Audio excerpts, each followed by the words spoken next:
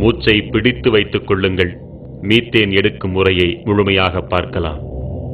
மீத்தேனுக்கான துளைகளை 6000 அடிகளுக்கும் கீழாக இடுவார்கள். பின்னர் அங்கிருந்து பக்கவாட்டில் பல்லாயிரம் மீட்டர்களுக்கு துளைத்தெடுப்பார்கள். ஓர் ஆழ் துளையிலிருந்து பல திசைகளிலும் பக்கவாட்டு துளைகளை இடுவார்கள். பின்னர் அந்த துளைகள் வழியாக வேதிப்பொருட்களை மிக அதிக அழுத்தத்தில் செலுத்தி ஆழத்தில் இருக்கும் பாறைகளை வெடிக்கச் செய்து அங்கு சிக்கியிருக்கும் மீத்தேனை விடுவிப்பார்கள். விடுவிக்கப்பட்ட மீத்தேன் இவர்கள் அனுப்பும் ரசாயன நீரோடு கலக்கப்பட்டு பின் வெளியில் எடுக்கப்படும். வெளியில் எடுக்கப்பட்ட பின்னர் மீத்தேன் எரிவாயு மட்டும் பிரித்தெடுக்கப்படும். ஒரு மீத்தேன் கிணறு அமையும் பகுதியை 5 to 7 நாட்களுக்குள்ளாக சுத்தம் செய்து 50 to 100 நாட்களுக்குள்ளாக முழுமையாக துளையிட்டு விடுவார்கள்.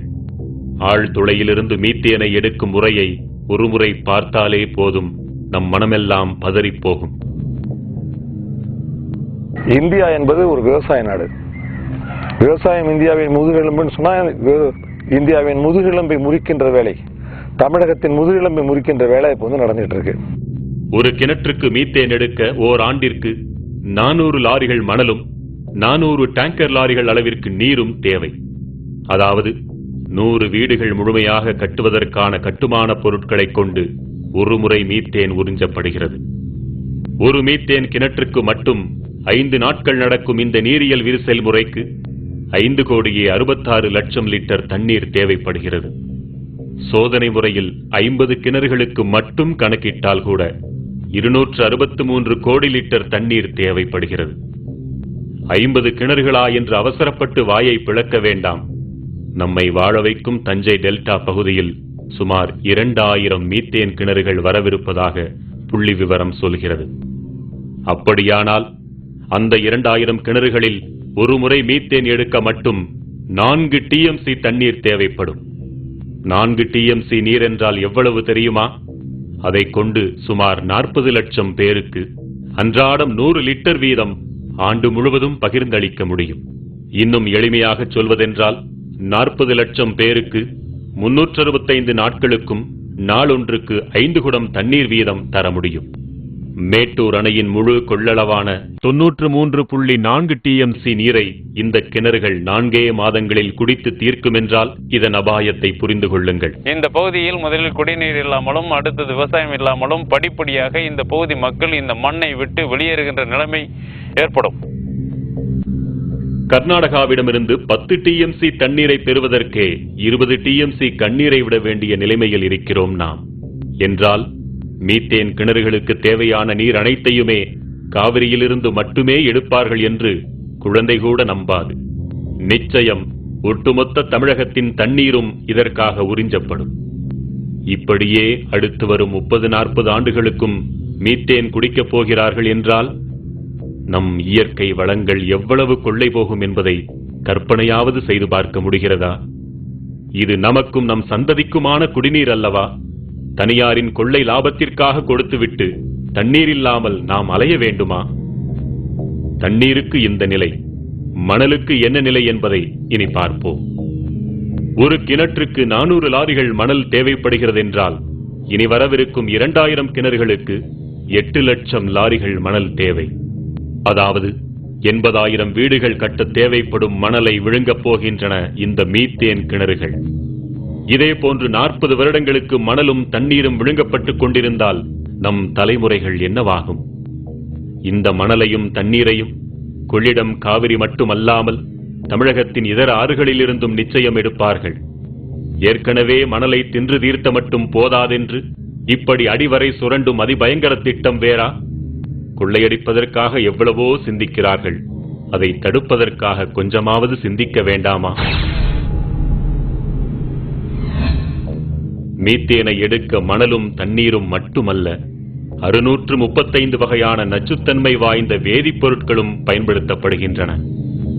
நச்சென்றால் சாதாரண நச்சல்ல, கதிரியக்கம் கொண்ட வேதிப்பொருட்கள் கலந்த நச்சு.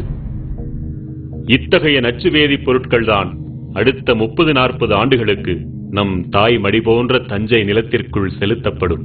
நினைத்து பாருங்கள், இது மட்டும் நிகழ்ந்தால் நம் நிலம் என்னவாகும்? நம் இனம் என்னவாகும்? ஆறு அமிலமாகும், மண் மலடாகும், பிறகு வாழ்க்கை ஏது நமக்கெல்லாம்? சொல்வதெல்லாம் கனவல்ல, இந்த உலகம் ஏற்கனவே கண்டதைத்தான் பாருங்கள் என்கிறோம். வேற எந்த ஏரியாலையும் 1 கிலோமீட்டர் ஒரு கிராமங்கிறத பார்க்க முடியாது. ஓல்டு தஞ்சாவூர் டிஸ்ட்ரிக்ட், தஞ்சாவூர், திருவாரூர், நாகப்பட்டினம் எடுத்து தஞ்சாவூர் டெல்டாவில் மட்டும்தான் இவ்வளோ டென்ஸ் பாப்புலேஷன் இருக்கிறது தமிழ்நாட்டில். இந்த டென்ஸ் பாப்புலேஷனோட வாழ்வாதாரம், வாழ்க்கை எல்லாத்தையும் கெடுத்துட்டு ஒரு டெவலப்மெண்ட் வந்ததுன்னா அது எந்த அளவுக்கு கரெக்டுங்கிறதுல யாராலையும் முடிவு சொல்ல முடியாத ஒரு விஷயம். இந்த பகுதியில் தான் பல்லுயிர் பெருக்கம் நிலவுகிறது. இந்த பகுதியில் தான் கோவில்கள் போன்ற பழங்கால சின்னங்கள் எல்லாம், நாகரிக சின்னங்கள் எல்லாம் இருக்கின்றன. இந்த பகுதியில் தான் மும்மதங்களின் புனித தலங்கள் எல்லாம் இருக்கின்றன. மீத்தேன் கிணற்று குழாய்களில் ஏற்படும் உடைப்புகள் மற்றும் பழுதுகள் காரணமாக மீத்தேன் கலந்த நீர் நிலத்தடி நீரோடு கலக்கிறது. கலந்த நீர் கசிவுகளாக நிலத்திற்குள் ஊடுருவி நீர் ஆதாரங்கள் வழியாக வெளிப்படுகிறது. குடிநீர் குழாய்கள் வழியாகவும் விவசாய பாசன குழாய்கள் வழியாகவும் வெளியேறுகிறது. எரியும் தன்மை கொண்ட இத்தகைய மீத்தேன் கலந்த நீர் வெளியேறினால் என்னவாகும்?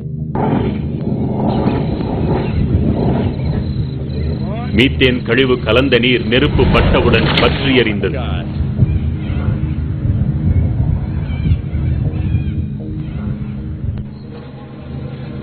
உங்கள் வீட்டு குழாய்களில் தண்ணீர் பற்றி எறியலாம், வீடெறியலாம், ஊரெறியலாம், ஏரி குளங்கள் ஆறுகள் அனைத்தும் தீ பற்றி எறியலாம்.